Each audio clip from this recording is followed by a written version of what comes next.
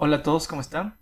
En esta ocasión vamos a hablar de un tema bastante interesante, como lo es el predimensionamiento de una losa nervada.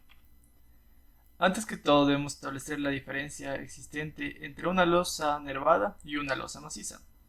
Como se puede observar, una losa maciza de concreto armado se emplea principalmente para losas de entrepiso y de azotea. Tiene la ventaja de poder ser fabricada en sitio y tiene adaptabilidad para cualquier forma. La misma puede ser irregular o regular, como lo podemos observar en la imagen mostrada.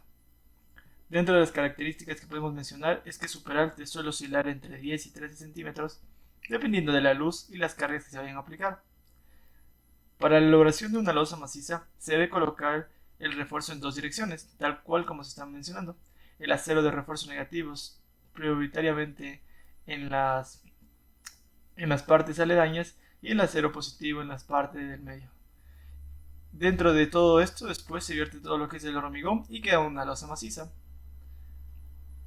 Por otra parte, una losa nervada o aligerada, como su nombre lo indica, tiene la finalidad de ser una estructura capaz de soportar las cargas a las que está siendo sometida.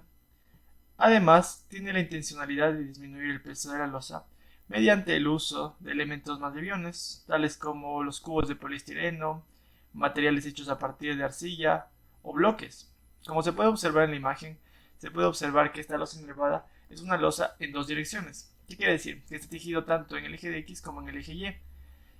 Esta configuración se da principalmente en países donde se encuentran próximos a fallas que pueden generar sismos, entonces esto permite registrar la estructura tanto en la una dirección como en la otra. Ya, el concepto de la losa nervada nace a partir de dos principios fundamentales. El primero, si recordamos el comportamiento de una sección a flexión de hormigón armado, también recordaremos su diafragma de esfuerzo o su diagrama de esfuerzo. A partir del gráfico mostrado, se puede observar que la sección trabaja con presión por encima del eje neutro, mientras que lo hace tensión por debajo de este. Como se puede observar en la figura, podemos observar que la forma en la que está en compresión está en la parte superior y está soportada por lo que es el concreto y está delimitado por el esfuerzo F'C, mientras que el esfuerzo a tensión está soportado por el Fs o el Fy del acero y también por el del concreto. Ahora bien, si sabemos que un material actúa de forma distinta dependiendo del tipo de esfuerzo que se aplique, bien sea tracción, compresión, corte, torsión, etc., se puede observar que para el caso del hormigón se tiene un comportamiento que cambia drásticamente en términos de tensión, ya que se necesita una carga relativamente pequeña para que el hormigón comience a fallar. De tal forma se infiere que el hormigón empleado en la losa que supuestamente debería estar trabajando a tensión resulta imperceptible al momento de realizar un análisis de capacidad. Por tal motivo se puede ahorrar dicha parte de concreto y en su lugar se pueden colocar alivianadores que van a sustituir dicha función.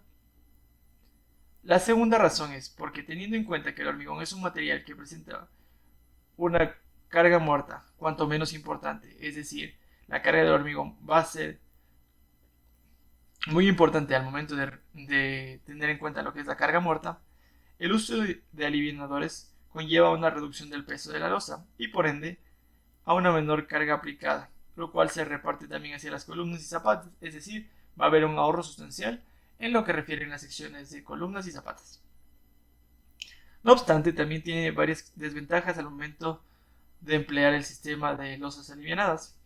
Por una parte, se necesita un mayor tiempo de ejecución, lo que se ve reflejado en un mayor gasto de mano de obra. Es decir, el tiempo en que se va a demorar en lo que es encofrados, en lo que es la tejida, en lo que es la colocación de los bloques, va a conllevar a una mayor mano de obra y mayor tiempo de ejecución de la obra. Por otra parte, también requiere un mayor volumen de encofrados. Y por último, presenta dificultades arquitectónicas debido a la presencia de nervios en los techos de las edificaciones. Aparte, que como va a aumentar el perate de las losas, también lo va a hacer el de la estructura. Ahora bien, prosigamos con un ejemplo que ilustre el armado geométrico de la losa nervada. Dentro del siguiente documento tenemos el siguiente ejemplo. Dentro de una configuración de losa se tiene que una luz libre de 5 metros y una luz corta de 3.8 metros. La luz que se va a analizar va a ser la más crítica, es la de 5 metros. Por ende, aquí tenemos realizada ya un predimensionamiento en nuestra hoja de Excel. Ahora bien, en el gráfico que tenemos a continuación, podemos observar cuáles son los principales componentes de lo que es una losa nervada. TC, que es la tabla de compresión, va a ser prácticamente la sección de hormigón que se va a encargar de trabajar a compresión. H, la altura o peralte de la viga. El B sub B, que prácticamente es el ancho del bloque, y el B sub N, que es el ancho del nervio. Entonces, conforme habíamos estudiado en la parte anterior, vamos a colocar una longitud de viga mayor de 5 metros.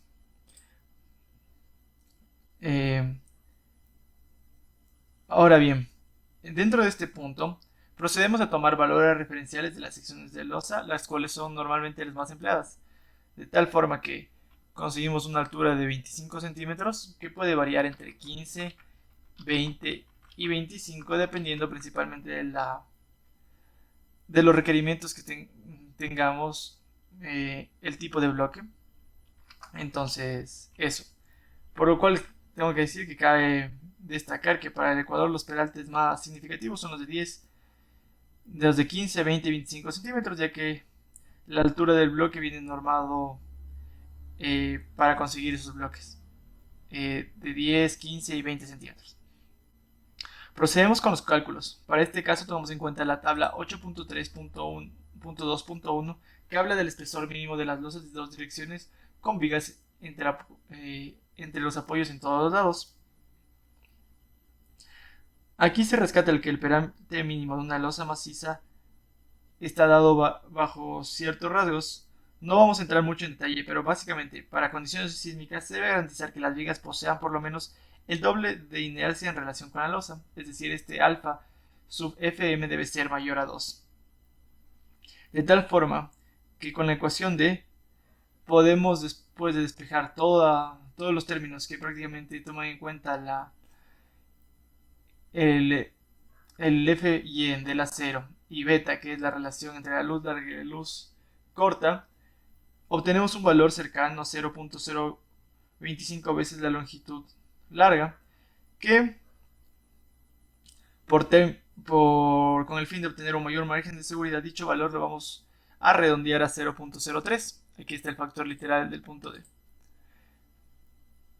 Entonces, posteriormente también tenemos lo que es la altura mínima, que se obtiene prácticamente de multiplicar este valor de 0.03 por la longitud de la viga mayor. Con el fin de conocer el peralte mínimo de una losa nervada, procedemos a realizar una comparación de inercias, puesto que el fin de un peralte mínimo es garantizar que la losa no se fleje y pueda soportar las cargas sin presentar deformaciones excesivas. Primero procedemos a calcular una sección de estudio, un ancho denominado L, que para este caso es de 100 centímetros, que es la suma de 2 veces el ancho de los bloques más 2 veces el ancho del nervio. Posteriormente, continuamos obteniendo la inercia de la losa maciza. Si recordamos cómo hallar la inercia en una sección rectangular, sabemos que la fórmula para esta es base, que sería la longitud de estudio, la altura, que sería la altura mínima elevado al cubo, y esto dividido para 12, darnos un valor de 28.125 para este caso. Para hallar la inercia de la losa nervada procedemos a encontrar la misma mediante el teorema de ejes paralelos, donde la inercia es la suma de las inercias de cada sección más el área de cada sección multiplicada por la distancia centroide al cuadrado. Es decir, obtenemos las secciones de estudio, la 1 y la 2 y la 3, como se muestra en esta parte. La 1 hace referencia al tablero de compresión y la 2 y la 3 a las secciones de los nervios. Obtenemos las áreas multiplicando el espesor de la tabla de compresión por la longitud, y para el caso del área de los nervios se procede a multiplicar el B sub B por la altura del nervio. Posteriormente procedemos a calcular los centroides de Y, que se toma como referencia el punto 0, el punto base que está ubicado en el nivel inferior. Entonces para este caso, por ejemplo, sería la el peralte de la viga menos la mitad de la altura de la tabla de compresión.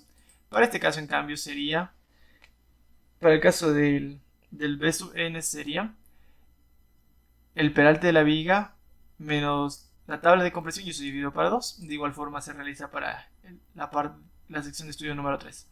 Se multiplica el área por la distancia por la distancia desde 0 hasta el centroide de cada sección y se obtienen los siguientes valores.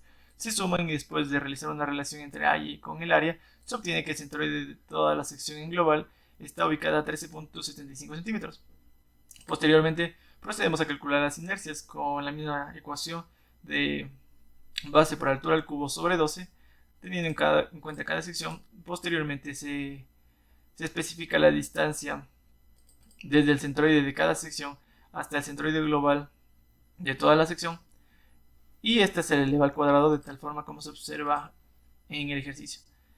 Por último, se multiplica el área por la distancia al cuadrado y se suma con la inercia de cada sección propiamente. Al final se suman todas las inercias y se obtiene la inercia total final. Ya, por último, proseguimos a hacer una relación entre la inercia de la losa maciza y la inercia de la losa enervada, y observamos que para este caso por lo menos tenemos un error, puesto que no debería sobrepasar este valor el 100%, ya que en este caso la inercia de la losa enervada no cubriría la inercia mínima establecida por el ACI, que hace referencia a la de la losa maciza, por lo cual procedemos a modificar estos valores. Observamos que con una altura de 25 centímetros la relación de inercias cumple, puesto que no es mayor al 100%, entonces se da un OK. Posteriormente, despejando de la ecuación de inercia, se puede obtener la altura equivalente, que prácticamente es la fórmula de la altura es la raíz cúbica de 12 por la inercia partido por b, mientras que el de la longitud es este peralte de aquí dividido para 0.03 y esto dividido para 100 con el fin de obtener en metros, y observamos que para esta sección que hemos realizado se puede obtener hasta una longitud máxima de 6.02 metros y la que deseamos es una de 5 metros. Por lo cual podríamos ir afectando estos valores de acá. Por ejemplo, el ancho del nervio podría ser menor. No obstante, podemos trabajar con dichos valores o por su defecto podemos aquí cambiar hacia un 10 y aumentar hacia 25, perdón. Y podemos ir modificando lo que son los espesores. Podemos aquí poner, por ejemplo, uno de 15, no nos cumple, uno de 20, tampoco nos cumple. No obstante, si ponemos aquí un ancho de nervio de 12, está próximo a cumplir. Si ponemos uno de 13, listo, tenemos una eficiencia del 96%, lo cual es algo aceptable para trabajar. Por otra parte, y como última parte de esta sección, hicimos una demostración de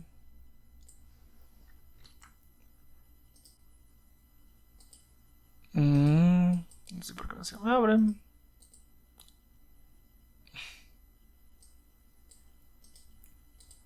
Ya, prácticamente aquí realizamos una síntesis de todo lo que esta hoja electrónica que hemos hecho, y observamos que para la configuración previamente realizada de una tabla de compresión de 5 centímetros, un ancho de nervio de 10 centímetros y un ancho de bloque de 40 centímetros, que son los valores referenciales normalmente utilizados, podemos obtener luces libres hasta de